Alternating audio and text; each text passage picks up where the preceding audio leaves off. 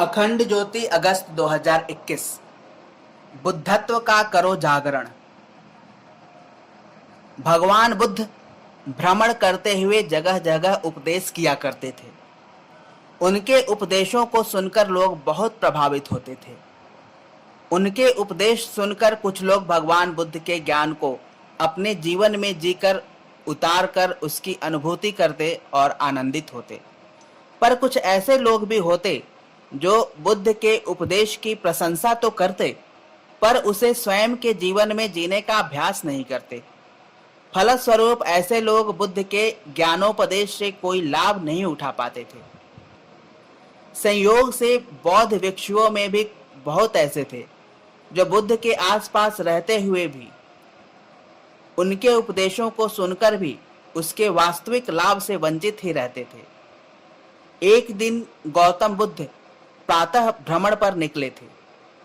उनके साथ बौद्ध भिक्षुओं का एक समूह भी था। बुद्ध उन्हें एक वृक्ष के नीचे बैठकर प्रतीक्षा करने को कहकर वहां से कुछ कदम आगे एक नदी में स्नान करने चले गए। स्नान के पश्चात वे नदी किनारे कुछ देर शांत चित्त ध्यान मुद्रा में बैठे रहे। उधर वृक्ष के नीचे बैठे भिक्षु आपस में बातें करते हुए एक दूसरे से प्रश्न करने लगे। एक भिक्षु ने पूछा, इस संसार में सबसे बड़ा सुख क्या है? उत्तर में किसी दूसरे भिक्षु ने कहा, यदि संसार में सुख होता तो हम संसार को छोड़कर भिक्षु ही क्यों बनते?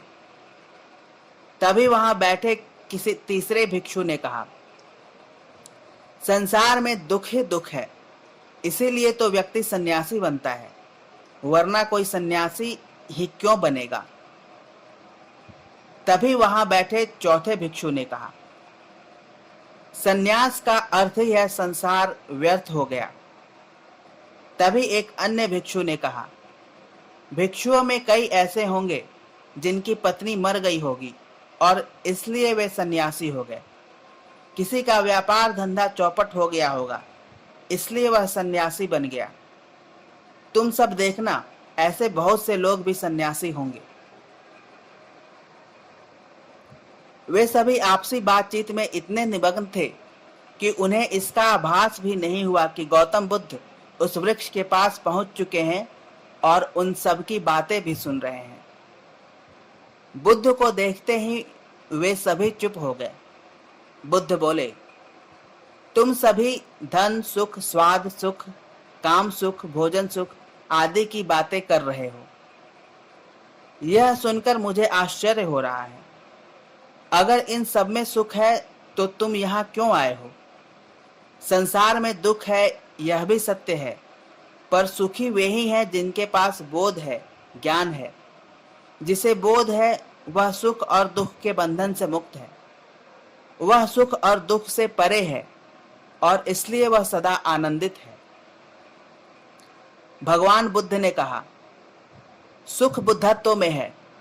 तुम्हारे भीतर बुद्ध का जन्म हो जाए तो सुख है। तुम्हारे भीतर बुद्ध का अवतरण हो जाए तो सुख है। तुम्हारे भीतर बुद्ध उत्पन्न हो जाए तो सुख है। जिनका बुद्धत्व जाग गया, जिनके भीतर बुद्धत्व पैदा हो गया, उनकी बातें सुनने में सुख है।